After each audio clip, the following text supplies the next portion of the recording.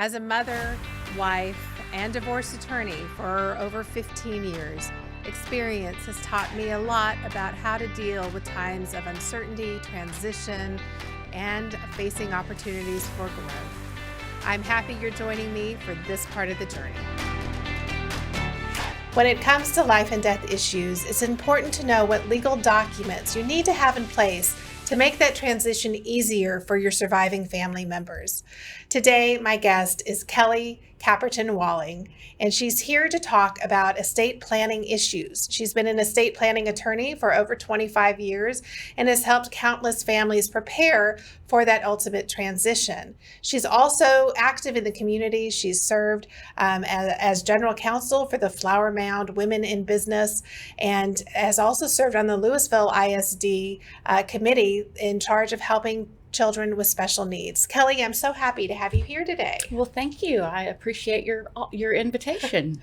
I wanted to start off really talking about what the basic documents are that, everyone should consider having. And of course, we're talking about the state of Texas because we are in Texas. So if you kind of give us a rundown on what those documents are and what they do, that would be great. Okay. Well, there are 4 that are absolutely critical, and those would be your will and your statutory durable power of attorney, which is also known as your financial power of attorney. And then there is also the medical power of attorney. And with the medical power of attorney, you're really supposed to have a HIPAA release now so that the person you appoint as your medical agent can actually see your medical records and therefore make a better decision about what's going on with you. So let's start with a will. Why is it important to have a will? A will keeps your family from fighting over what's going to happen next, and it can keep your probate process much shorter and much less expensive, and it helps you decide how you want to position your assets before your death, and you can take care of a lot of things in it besides just giving property away. And one of those things, and probably the most important thing to me, is that you can provide for somebody to care for your minor children in the case that you pass away and your spouse passes away before they are of the age of 18. And if you don't do that, the court will do it for you.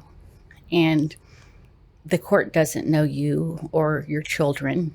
And it's a really hard decision to make. And we find some people avoid doing wills for that reason, but it is absolutely the most critical reason to do it.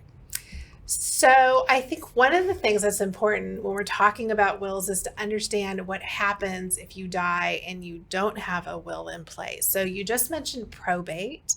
And so let's talk a little bit about the process that happens in the event you do have a will and in the event you don't have a will. In the event that you don't have a will, there are inheritance laws in the state of Texas which provide for how your property is going to be divided among your heirs. And the rules are very cut and dry. You don't get to move them around. And you end up with people inheriting things that you might not think should. And how expensive is that process? What does that look like? I mean, obviously it involves courts when you don't have a will, right? Right. Yes. It's a more expensive process when you don't have a will. And it is necessary in order to transfer a lot of different kinds of property. So people may think they don't want to incur the expense of, preparing a will, but it actually can end up being a lot more expensive when there's not a will. Definitely. Do you handle probate disputes and matters? Oh, yes, I do. And I have for a very long time. And a lot of them are involving the heirs as opposed to the people who get property under a will because they don't know what the wishes are of the person who passed away. So they're more likely to fight for some part of the estate. So, of course, having a will doesn't avoid the legal disputes. But I want to go back to just a moment, because I always think this is interesting. It's similar to like when we get married, there's a whole body of law that wraps around the marriage that people often aren't even aware of. And so when you die, there's a whole body of law that will wrap around. It's sort of the default. So if you can opt out of it by having a will, but if you don't, you're under the laws of intestacy. Is that right? That's correct. And so typically, what would you expect if for where the property would go under the laws of intestacy? Well, your spouse is going to be the first in priority, and he or she would get a life estate in the home and then a partial interest in the other property. A life estate is something that when that person passes away, it goes, in this case, it would go to the children then. And the children would be next in order of priority. If the children pass away, then it would be grandchildren. But there can always be siblings who want to fight over things, both the decedent siblings and the siblings of people down the line from that. And you find a lot of, if you have a stepmother or a stepdad, you find a lot of problems with that. For example, there's wasting of the estate when one of the surviving spouse is in the home and he is or she is wasting it, not taking care of the things that need to be taken care of for the property, and it can decrease just tons in value. And then when the children inherit it, the value has decreased so much, there's just not as much to pass around. And it's very hard to do something with the step parent who is in the home. So one of the things when people come in and are thinking of getting remarried after there's been a divorce, one of the things we always talk about is how important it is to have your estate planning documents in place just to help clarify what's going to happen. So we've talked a little bit about what happens when there's the intestacy, and then let's talk about when there is a will. Texas is a fairly cost-effective state to die in if you have a properly executed will. So very complicated if you don't have a will, but if you do have a will, let's talk about a little bit about how that process is streamlined and what that looks like. Okay, there is, compared to other states, a very streamlined process in Texas. We don't know how lucky we are. And I'm going to chime in here because a lot of people get their information from, like a TV where you hear what happens in California or you hear what happens in New York, and Texas is very different. So what you may be familiar with in other areas won't necessarily apply if you live in Texas. So I hate to interrupt you, but I just wanted to chime in that, we need to emphasize that. When you have a will, all you have to do, you file it in the probate court, and you ask to be an executor, which means somebody who's going to distribute the estate and pay the bills and make sure everything goes to the right people. And if you ask in a will to be independent executor, then it's going to keep your executor from having to go to court for every decision they have to make, which is awful and very expensive. And if you don't have a will, it is a dependent administration, which means the person does have to go get all that approval all the time, and the attorney's expenses are quite high when that happens. But if you have a will, you file the application, and there are just several rules about finding creditors and paying off creditors, finding beneficiaries and paying off beneficiaries, and they're really pretty simple. And so you have those, and the time is much shorter than if you're doing inheritance when somebody doesn't have a will. And then you only have to file one document at the end of this whole procedure, and it's basically just an inventory of what you've done. And generally speaking, it's only a few pages long. And the person who's doing it, usually the executor, gets help from their lawyers in doing it. So there's nothing to be fearful of in that regard. Yeah, and it just streamlines everything. So, especially when you're working with a great estate planning attorney, then you can make sure somebody's helping you in the probate process, make sure the letters testamentary get issued and notices are run and all of that, but it can be wrapped up pretty efficiently. Yes, What it is the can. usual timeline when you have an undisputed will that's been in probate? Well, I do wills all over the place, from Hunt County to Tarrant County. And with COVID, it has taken months in some counties to get this stuff done. Typically, you can expect it to be done no more than 3 months. If you've got what you need from your clients, it usually doesn't take any longer than that. But there are still some lag, like Denton County is still lagging a little bit with getting them filed and set for hearing. Good. Now there are some assets, or there are ways to transfer assets outside of the whole probate process. Can you talk a little bit about how that's done and what kind of maybe accounts can be transferred outside of probate? Yes. The kinds of accounts that already have a beneficiary on them at the time of your passing, those are the ones that are outside of probate. And that would include your life insurance, and it would include your retirement accounts like your 401k. And then it would also include anything with a right of survivorship on it. And that would be common with checking accounts, where you put somebody down, and instead of having to go through that whole process, you just have them get it straight off. And those can be nice too, especially with a checking account, because if you can access some of the estate money fairly, quickly, then that can be extremely helpful. Are you allowed to use the estate funds to pay for things like funeral and the kind of the last expenses, the final expenses for the person? Yes, you are, but it's hard to get a hold of that money. So what happens is people end up giving it, they end up paying funeral expenses and expenses of last illness. They can be reimbursed for a lot of those expenses because they're expenses of the estates. Okay, but if you have the the checking account with the right of survivorship, then that can free up some funds to be able to make sure that you're not having to come out of pocket to pay. Correct. That makes sense.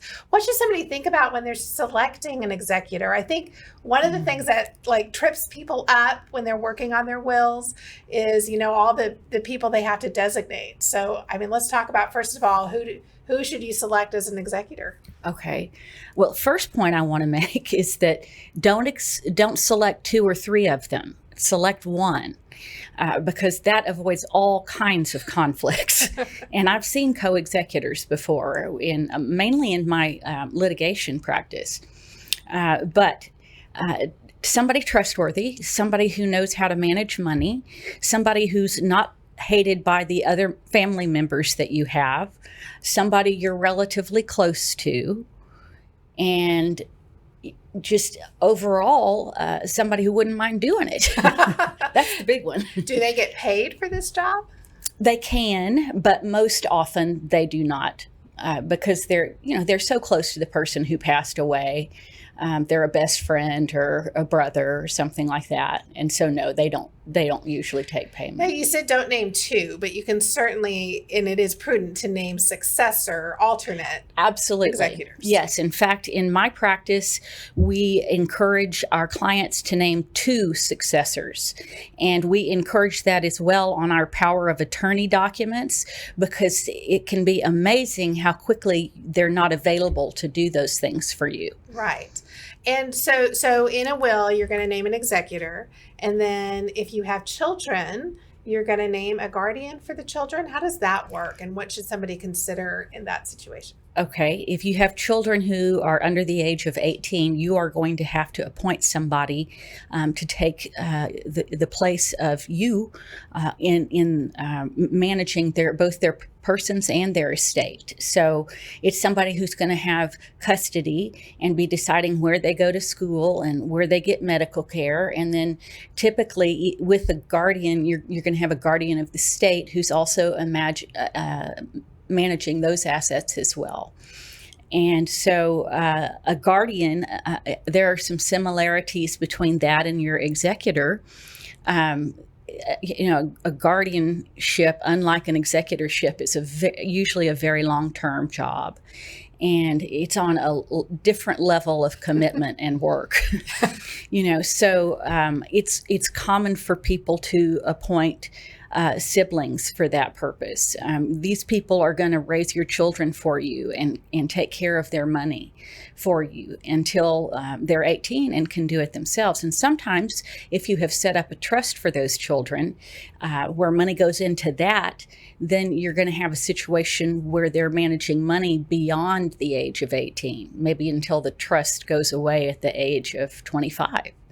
And so there are all sorts of things for people to consider. And one of them I would imagine is, where do you want your children living? Do you have a sibling or somebody you can designate in your current area? Or if not, then,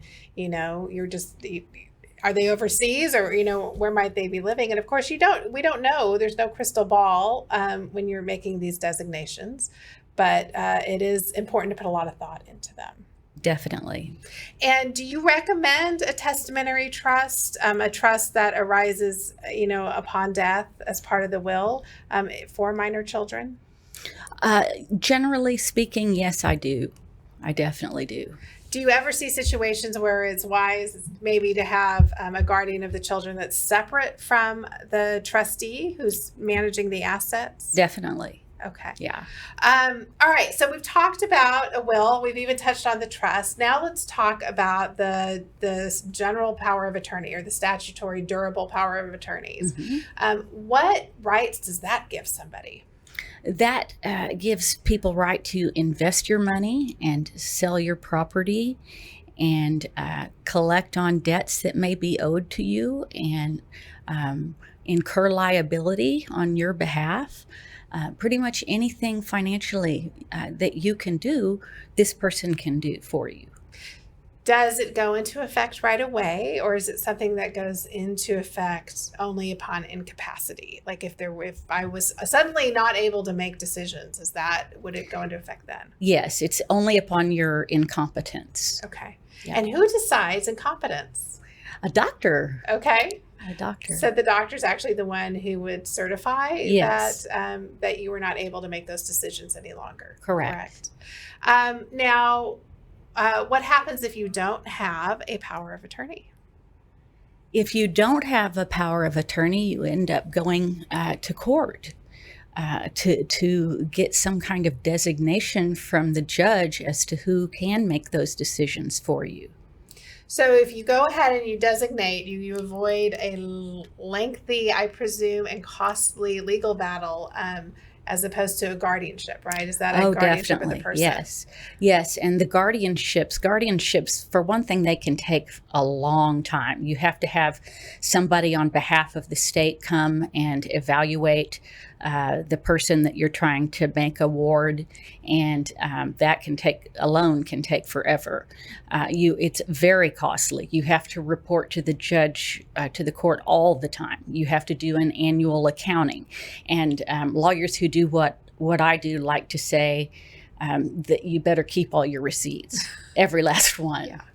And because you have a lot of liability, I'm sure, to the beneficiaries and to the other people who, will have a stake in the estate of the ward, right?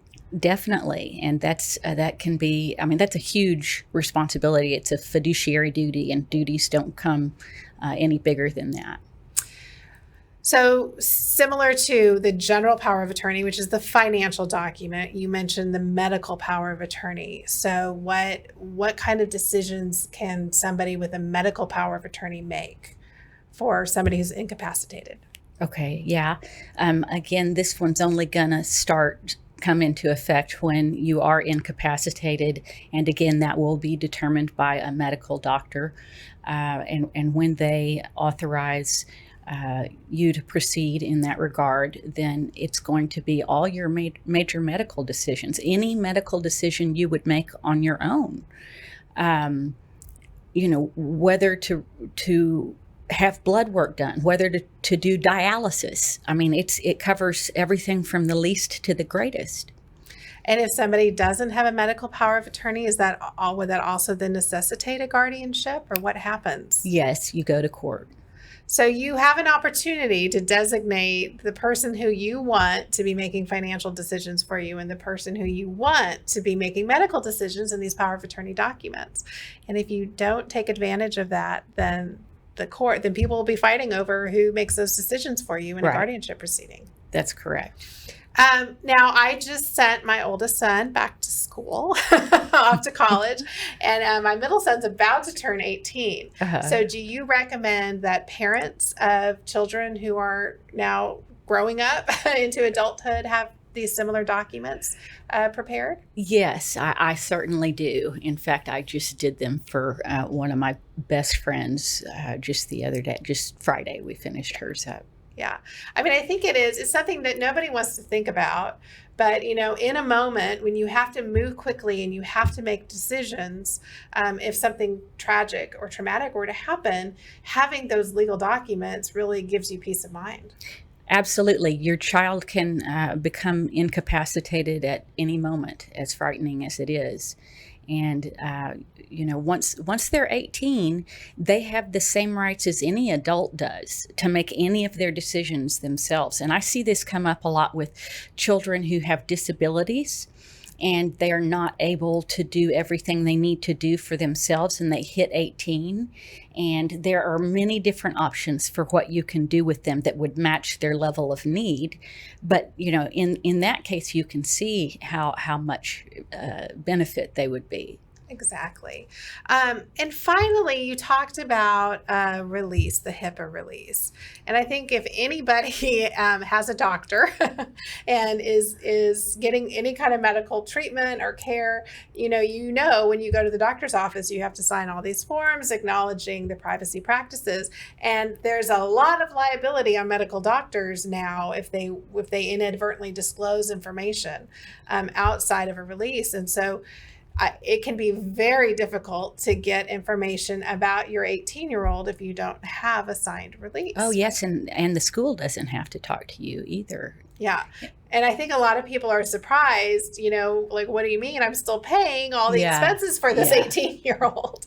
But you have no rights of access if That's correct. Don't get that. Yeah. So it is important to have the HIPAA release signed as a part of just taking preparations to make sure that decisions can be made when they need to be made. Absolutely. What is a living will? A living will is also known as an advance directive, and we don't write those as much as we write the other documents. What they do is they deal with your medical care when you are terminal, and they help everyone decide whether you want, usually it's life-sustaining measures that they're dealing with. And so it's like a medical power of attorney, but it comes into effect at the very end of life. And it usually deals with bigger medical decisions. So, for example, if somebody's dying of cancer and they're in hospice and they don't want to receive ongoing care anymore, this will allow the medical team to not come in with the crash cart when the heart rate stops, right? That's correct, yes. And we, sometimes these stories make the news because they can be heart-wrenching stories about people who are in a vegetative state, and do you have to pull life support or not? And, much better to be thinking through your options and making these decisions at a time when A, you have the ability to think about them, and B, when you're not in a crisis moment. Yes, we've seen their usage increase in Texas over the course of my practice years. And I encourage them. I always suggest that people consider them, and I explain what they are. And I encourage you, to look at them. They do some, this is just, this is when people in your life are having to make the hardest decisions they're making.